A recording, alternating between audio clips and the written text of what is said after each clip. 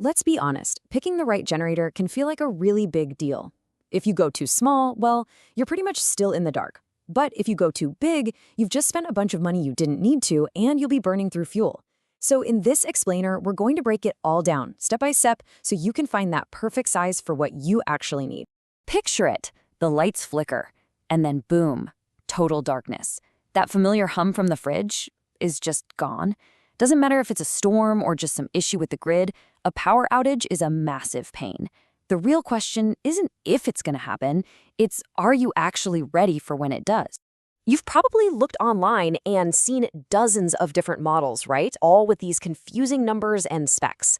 But don't worry about it. Our whole goal here is to cut right through all that noise and give you a super simple, clear way to figure out exactly what you need.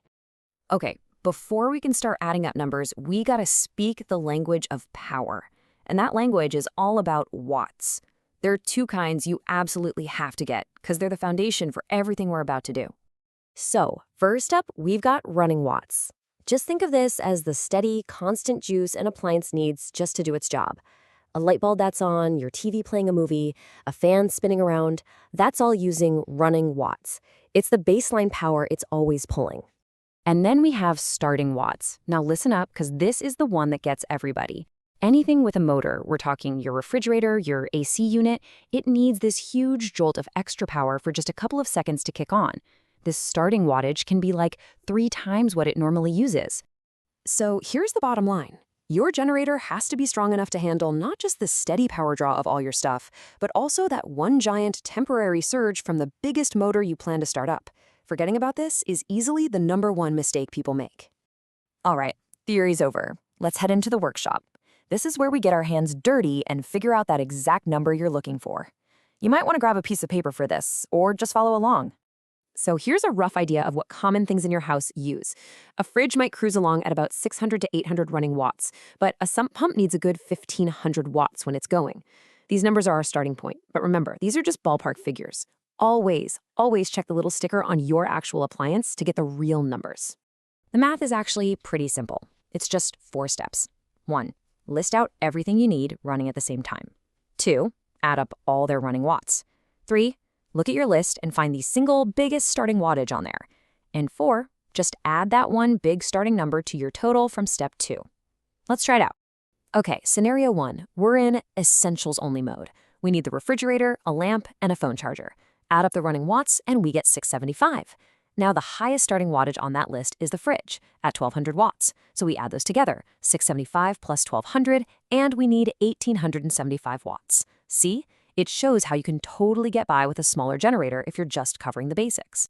But what if you want some creature comforts? Let's add a microwave, a TV, and a computer to that essentials list. Whoa, just looking at the running watts, our total jumps to over 2,500. And we haven't even added in the big starting watts yet. You can see how fast the power demand shoots up, and that directly impacts how big and how expensive of a generator you're going to need. So now you have your magic number. Let's get into a few pro tips, because powering a modern home is about more than just raw wattage. It's also about the quality of that power. Yeah, this is a question we get all the time. What about your laptop, your router? What about the delicate little control board in your fancy furnace? Can a regular old generator actually fry these things? The short answer is yes, it's a real risk. As this user on a generator forum points out, a lot of basic generators put out what's called dirty power. It basically means the electricity isn't as smooth and stable as what you get from the wall, and that can absolutely cause issues or even damage modern electronics that need a perfect, clean signal. So what's the solution? It's called an inverter generator. These are awesome. They're specifically built to produce a clean, stable signal, what the pros call a pure sine wave. It's like having utility-grade power in a portable little box. So if you're going to run a computer, TV, or any modern appliance, an inverter is a really smart move.